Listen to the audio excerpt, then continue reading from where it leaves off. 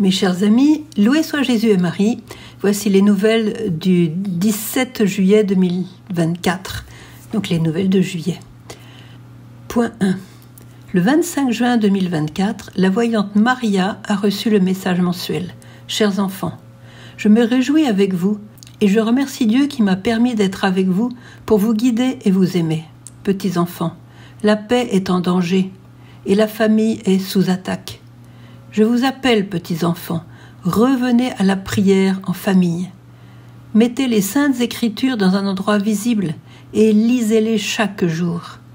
Aimez Dieu par-dessus tout, afin que vous soyez bien sur la terre. Merci d'avoir répondu à mon appel.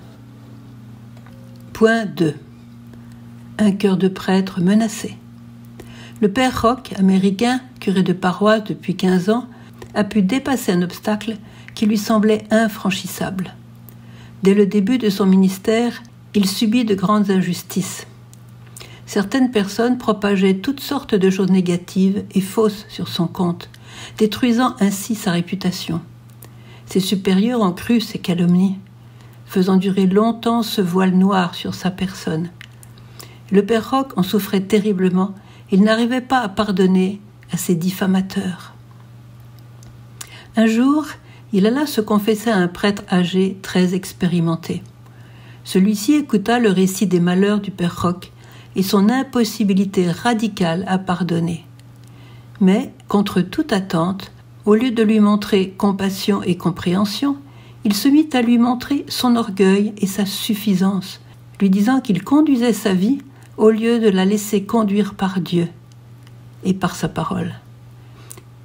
Il l'invita non seulement à pardonner à ses ennemis, mais aussi à leur souhaiter du bien. Le père Rock sortit de là complètement découragé. Mais, dans les nuits qui suivirent, Jésus travailla fortement son cœur, et il reçut la grande grâce de pouvoir pardonner à tous ceux qui lui voulaient du mal. De plus, dans cette effusion de miséricorde inattendue, il reçut la certitude intérieure que s'il pardonnait tout ce mal commis, le Seigneur même le protégerait et le défendrait en tout. Et c'est ce qui arriva. Les mauvaises langues se sont tues. Dès lors, son cœur sacerdotal était solidement forgé.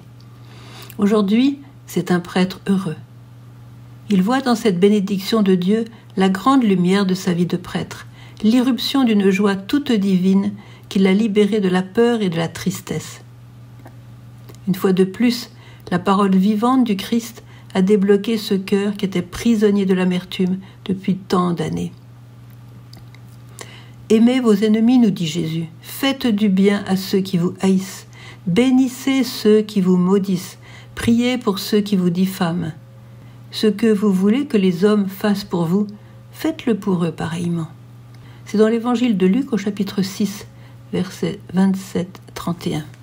Riche de cette expérience, le père Rock aide maintenant ceux qui se laissent miner le cœur et gâcher la vie par l'amertume et le désir de vengeance. Alors il raconte. Point 3.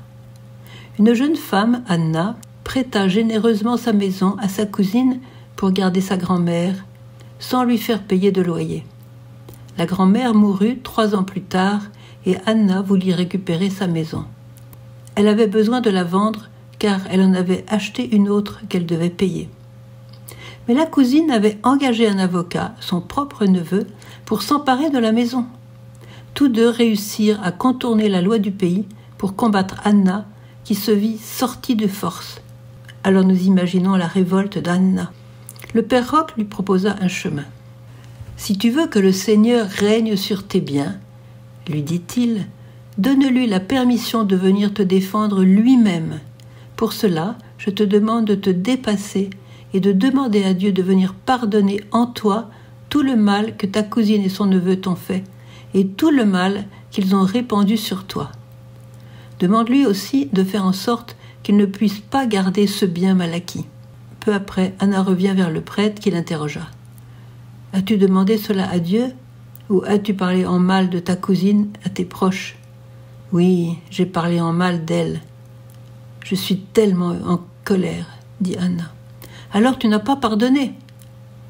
Prends l'engagement de ne plus dire un mot négatif sur ta cousine. Au contraire, demande au Seigneur de lui accorder de grands biens et de sauver son âme. Un non radical à la haine. Anna se sent vraiment mal. Elle sait que cela lui est impossible. Tout son être respire la révolte et la haine. Toutefois, elle décide de tenir cet engagement contre vents et marées et d'adhérer fidèlement à la proposition du père Roch, car elle voit bien qu'il a la lumière de Dieu en lui. 3 mois plus tard, elle est contactée par un agent immobilier qui a trouvé un acheteur pour la maison et lui propose de tout prendre en main, car l'acheteur est lui-même un avocat. Finalement, tout s'est déroulé sans chicane, sans haine. La cousine comprit qu'elle perdait son temps à vouloir combattre cet avocat honnête, et ce fut une belle victoire pour le royaume de Dieu. Anna récupéra sa maison, elle put la vendre et payer ainsi la nouvelle maison. Et elle vit que Dieu avait agi avec puissance, car elle lui avait laissé le contrôle de toute cette situation et avait dit non, un non radical à la haine. Point 4. N'oublions jamais cela. C'est Dieu qui vient pardonner en nous. Le pardon ne nous est pas naturel, mais Dieu est créateur. Ce pardon que notre nature humaine blessée rejette, lui seul peut le produire en nous. C'est comme une création nouvelle, c'est faire passer à l'existence quelque chose qui n'existait pas. À nous pécheurs, il a pardonné l'impardonnable d'avoir été crucifié, lui, l'auteur de la vie. Il est mort en pardonnant, et cela par pur amour envers chacun de nous. À nous maintenant de suivre les traces de notre Maître et de croire que s'il nous demande de pardonner, c'est qu'il a un plan de paix pour ses enfants, un plan caché qui apparaîtra plus tard à nos yeux comme un immense cadeau. Point 5. Neuvaine de prière nocturne sur le Pot de Bordeaux, un événement unique et extraordinaire. Durant l'apparition du 15 juin, à la grande surprise de la voyante Maria, la Vierge nous a tous invités à prier le rosaire avant le 40e anniversaire des apparitions, entre 22h et 23h30, pour la paix dans le monde. Durant ces 9 jours, la Vierge apparaissait à Maria à 23h30 et la prière se poursuivait souvent avec les mystères lumineux. La réponse fut massive. La colline se remplissait de monde dès la fin du programme de la paroisse et personne ne voulait manquer à cette invitation. Hors de Medjugorje, grâce aux transmissions Internet, des millions de personnes ont accompagné cette prière comme s'ils étaient sur place. Point 6. Voici mon petit témoignage personnel. À cause de la faiblesse de ma santé, oui, j'ai plus 20 ans, il m'était impossible de monter cette colline, surtout 9 soirs de suite. Mais cela me rendait trop triste. Alors, j'ai dit à la Sainte Vierge, « Laisse-moi au moins faire les premiers pas avec les autres. » Je demandais à un frère de me soutenir le bras, mais dès les premiers pavés noirs du Pot de Bordeaux, j'étais désespérée en me disant « si j'arrive au premier mystère joyeux, ce sera déjà un miracle. » On a donc fait une pause à ce mystère, puis on a continué. Et plus on avançait, plus je sentais des forces venir en moi. C'était tangible, incroyable.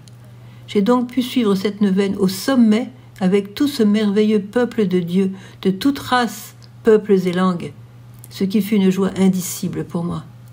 Nous ne voulions pas redescendre. Quelle belle leçon!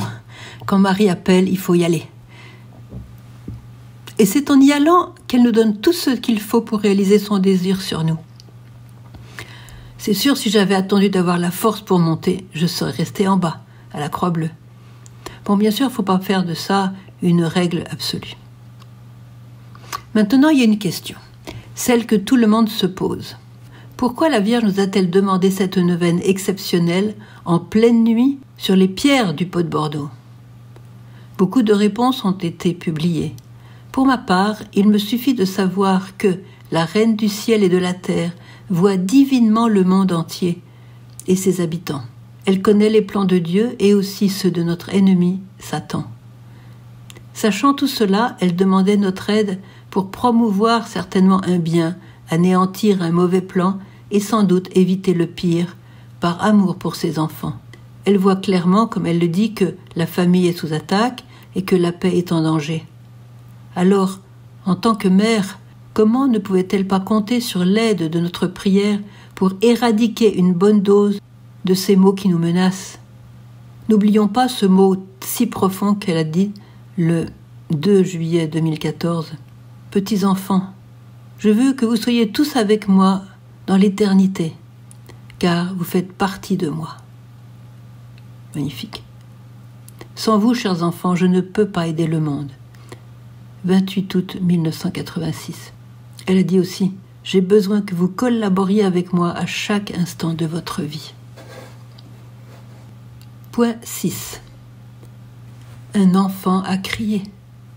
La scène se passe au Magnificat dans la petite chapelle attenante à la grande salle du sous-sol chez Maria, la voyante Maria. Une famille locale est invitée à l'apparition avec la voyante Maria.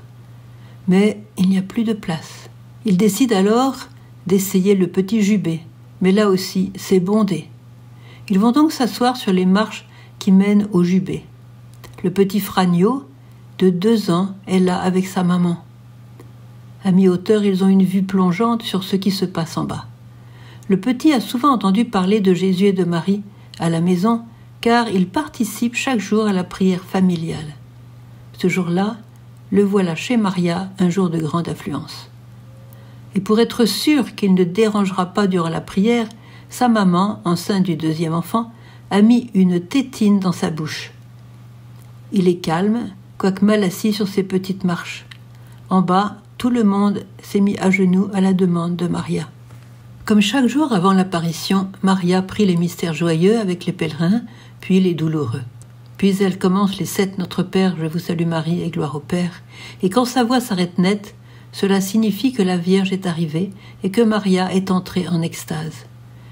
Certes, ses lèvres bougent, mais le son de sa voix est coupé. À ce moment-là, il se fait un silence très recueilli. Mais à peine la voix de Maria s'est-elle éteinte que le petit Fragno de 2 ans envoie promener sa tétine de la main gauche, il tend aussitôt la main droite vers le lieu où se tient Maria, à peu de distance devant lui. De sa main droite, il envoie des baisers et des salutations, et il montre du doigt le lieu où se tient l'apparition, devant Maria. Sa maman se demande ce qui se passe. Puis l'enfant rompt le silence et crie « Gopa, Gopa !» Il voulait dire Gospa, mais il était trop petit pour dire Gospa, donc c'est devenu Gopa. Sa maman et ses proches se tournent vers lui, et il constate, ébahi. D'une main, il tient sa tétine et de l'autre, il envoie des baisers. Et durant toute l'apparition, il n'a cessé d'envoyer des baisers, tout en tenant son regard fixé dans la direction de Maria en extase. Il tient ses yeux grands ouverts, tout absorbé par ce qui, mystérieusement, se passe devant lui. Il fixe ce point-là sans sourciller. Puis, après 4 ou 5 minutes, Maria baisse la tête. C'est le signe que la Vierge est repartie vers le ciel. On commence à prier le Magnificat. Le petit Fragno cesse alors d'envoyer des baisers. C'est fini. Il ne dit plus rien et redevient l'enfant calme et normal qu'il était quelques minutes auparavant. Par la suite, il n'a plus jamais revu la Vierge. Ce que des experts ont analysé et cherché à comprendre durant des années, ce que de grands saints et des prophètes ont rêvé de voir, un petit de 2 ans qui ne sait même pas encore parler l'a vu de ses yeux. Merci Seigneur pour les enfants que tu as placés parmi nous. À 2 ans, ils sont si purs. Leur innocence nous bouleverse. Le royaume de Dieu leur appartient, nous dit Jésus, et à tous ceux qui leur ressemblent. C'est Matthieu 19, verset 14. Ô Seigneur, nous t'en prions, protège l'innocence des enfants d'aujourd'hui. Le mal s'écrasera contre l'innocence des petits. Il est déjà vaincu par l'innocence d'une femme, celle dont le cœur est immaculé, Marie. Voilà, notre prochain direct sera le 26 juillet à 21h comme d'habitude. Alors je compte sur vous pour parler de cette version audio que je fais de mes nouvelles mensuelles, pour réjouir les malvoyants et tous ceux qui préfèrent écouter plutôt que lire. Je signale qu'il est très important, on a eu des petits problèmes aujourd'hui, de citer exactement les paroles qui sont écrites, de ne pas changer le texte, de ne pas bouger les photos. C'est important pour la compréhension du texte. Cela évitera beaucoup de confusion. On doit bien ça à la Sainte Vierge. Le Festival des Jeunes aura lieu à Medjugorje du 1er au 6 août. Et puis, je voulais signaler aussi que la neuvaine que j'ai écrite avant l'anniversaire, en fait 24 heures avant que la Vierge n'annonce la sienne sur le pot de Bordeaux, donc cette neuvaine est utilisable pour toutes les fêtes de Marie. Priez-la et faites-la connaître. Pour chaque jour, vous trouverez un thème différent. Vous la trouverez sur notre site, bien sûr, donc c'est enfant-de-Medjugorje en un seul mot.fr. Cher Gospa, plus que jamais en ces temps d'épreuve, nous voulons cesser de nous plaindre pour contempler ce qui est beau, ce que ton cœur maternel nous révèle, et tous les trésors d'amour qu'il contient. Aide-nous à élever nos regards vers ton Fils, car de son cœur ouvert a jailli notre salut et la vraie paix, celle après laquelle nous languissons tellement. Et que Dieu vous bénisse tous, mes chers amis.